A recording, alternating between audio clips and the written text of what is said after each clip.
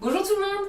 Connaissez-vous le point commun entre Charles d'Artagnan, James Bond et Ramsay Bolton? Ce sont tous les trois des violeurs et des tueurs. Bah oui. Désolée pour les fans des Trois Mousquetaires et de 007, mais jetez un œil un peu objectif à certaines scènes et l'éclat de vos héros va s'en retrouver terni à jamais. Bon, pour les meurtres, j'ai pas trop besoin de vous faire un dessin, j'imagine. Pour les viols, au cas où ça vous aurait échappé, je vous donne les noms des victimes les plus célèbres. Milady de Winter, Percy Galore et Sansa Stark. On note que 2 d'entre elles se vengent, mais que ce n'est cautionné que dans le cas de Sansa, alors que, au contraire, dans le cas de Milady, sa vengeance est considérée comme une ignominie de plus. Quant à Percy Galore, en fait, on fera comme si ça n'était jamais arrivé. Pourquoi? Parce que Ramsay, c'est un méchant, alors que D'Artagnan et 007, c'est des gentils, c'est les héros de l'histoire. Vraiment. Question de point de vue. Non mais ça va, ouais, on va pas tout aseptiser parce que ça choque madame la petite intello du 21e siècle. C'est quoi votre délire de censure et de brûler les bouquins qui vous dérangent? De toute façon, niveau conneries, on peut plus rien raconter. En fait, non. On peut tout raconter. Ah bon? C'est même plus que ça.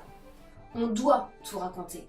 Le meilleur comme le pire. Parce que découvrir une histoire, c'est avoir une expérience que notre existence ne nous apportera peut-être jamais, mais que nous aurons en quelque sorte vécu par procuration à travers le récit. C'est une expérience de pensée. Et puis, c'est cathartique. Alors le sang, la violence, la torture, tout ça c'est ok en vrai. Non seulement c'est ok, mais en plus quand c'est bien fait, c'est carrément utile. Mais c'est pas pour ça qu'il faut tout raconter n'importe comment, en particulier dans le cas du viol. Parce que si on prend par exemple le public random d'une salle de cinéma random, le pourcentage de chance qu'il y ait une personne dans cette salle de cinéma qui ait vécu un viol ou une agression sexuelle au cours de sa vie, il est beaucoup plus que non nul. Parce qu'en fait, dès lors qu'il y a plus de 7 femmes dans la salle, on est quasiment à 100%. Alors que pour les victimes de torture physique au fond d'une cave d'un bled paumé par un psychopathe échappé d'un asile, en fait ça frôle le zéro absolu. Et pour une victime de meurtre, en fait on y est au zéro absolu parce que par définition, si vous avez été victime d'un meurtre, vous êtes mort, donc vous n'êtes pas dans une salle de cinéma et vous ne pouvez pas être traumatisé par une scène qui vous rappellerait votre propre meurtre. Ou alors vous êtes un fantôme.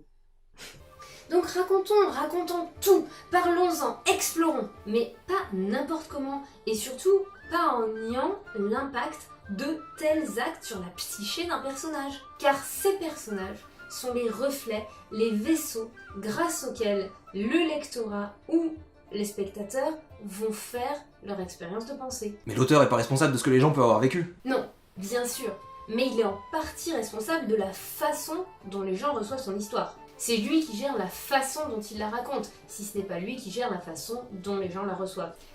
Allez, un qui devrait parler à beaucoup de gens. Le traitement réservé à la nuit de noces entre Daenerys et Khal Drogo dans Game of Thrones. Dans le bouquin, le Khal prend le temps de demander le consentement de sa jeune épouse en la regardant dans les yeux. Et une fois celui-ci obtenu, il commence les préliminaires, toujours en la regardant dans les yeux. Alors que dans la série, il la viole en levrette sans préliminaire. Sauf que l'amour qui se développe entre les deux par la suite n'a pas du tout la même saveur. Et comme le développement du personnage de Daenerys, pour se condenser avec ce qu'on a des livres aujourd'hui, est rigoureusement identique entre les deux, ça veut dire qu'on a complètement occulté les conséquences psychologiques d'un événement traumatique sur une adolescente. Alors que, sérieusement, à quoi ça servait de changer cette scène? En fait, t'as raison, c'est pas la même histoire qu'on nous raconte, mais là le viol il a été rajouté par les producteurs. Comment on raconte bien un truc qui est à la fois horrible et moralement indéfendable? Simplement en montrant en tant qu'auteur ce qu'on cautionne ou non, même si on n'est pas obligé de donner son avis texto dans le livre. Ne serait-ce qu'en n'utilisant pas le meurtre, le viol ou la torture comme de simples éléments pour faire avancer l'intrigue, mais bien comme ce qu'ils sont, des crimes pour les victimes, des traumatismes avec lesquels il va falloir réapprendre à vivre. Mais aussi pour que les coupables, les assassins, les bourreaux prennent à un moment donné l'ampleur de l'horreur de leurs actes et soient confrontés à ces conséquences. Et aussi, tout simplement, en appelant un chat, un crime, une relation malsaine, une relation malsaine. Elfquest fait ça très bien, hein. Ils font ça depuis 42 ans, il y a 10 000 pages de BD et c'est jamais ennuyeux. Mais pareil, Buffy le fait à chaque fois qu'un vampire retrouve son âme, par exemple. En plus, quand on prend le temps de le faire et de le faire bien, ça augmente le pouvoir d'attachement au personnage. Et avouez, on adore tous s'attacher au personnage. Comme Zuko dans Avatar le dernier maître de l'air, quand il réalise tout ce que la Nation du Feu, et lui-même en tant que prince, a imposé comme souffrance et torture aux personnes qui subissent la guerre au lieu de la faire. Les actes qu'il a commis sont impardonnables et sa prise de conscience est l'un des arcs les plus poignants de toute la série. Exactement. Et c'est même encore plus intéressant quand on le met en parallèle avec le développement de sa sœur Azula, qui elle n'arrive pas à se dégager de l'emprise paternelle et finit par s'autodétruire. Mais aussi dans le cas du duo Katara-Sokka, qui en tant que victime des horreurs de la Nation du Feu et des actes de Zuko, auront énormément de mal et besoin de beaucoup de temps pour l'accepter et lui pardonner. Ah oui, et tant qu'on y est, ne pas avoir mis Zuko en couple avec Katara est une excellente idée, car les personnages féminins ne sont pas là pour donner l'absolution aux personnages masculins criminels et génocidaires en tombant amoureuse d'eux. Pas vrai Star Wars 9 ? D'ailleurs, pour en revenir à Avatar, Zuko n'est pas le seul personnage à affronter de grands dilemmes moraux.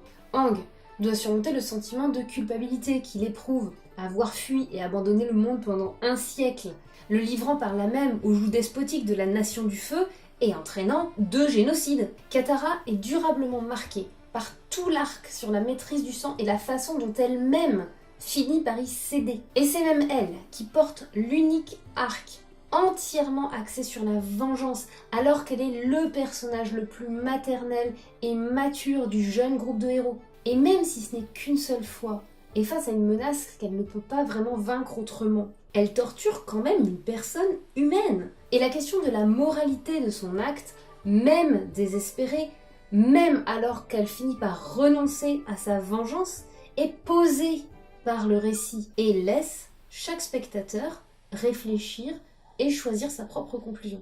Donc pas de censure.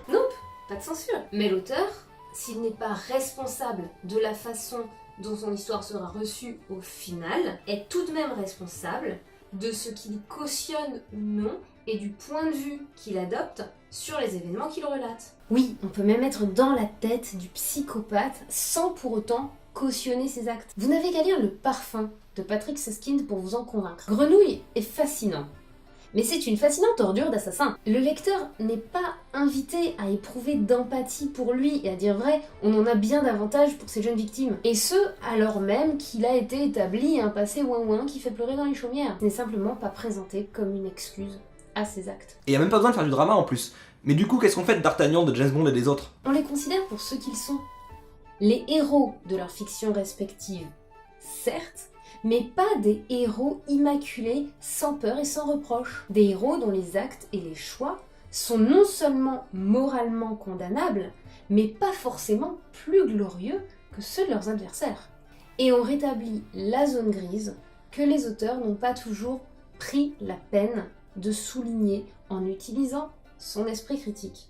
D'ailleurs, on peut même oser le spin-off moderne, comme par exemple dans Milady et le mystère des mousquetaires. En fait, comme toujours avec la fiction, on en profite sur le coup, on analyse après coup pour ne pas se laisser influencer par n'importe quoi. Allez à vous, quels sont les personnages qui vous ont le plus touché après un traumatisme ? Quels sont ceux dont vous regrettez le traitement du sujet aussi ? Ceux qui selon vous ont été ratés ou mal exploités ? Dites-nous tout dans les commentaires. Merci bien sûr aux troppers de m'avoir donné la réplique, c'était absolument adorable. Et un grand merci aussi à tous ceux qui me soutiennent sur Patreon et sur Utip.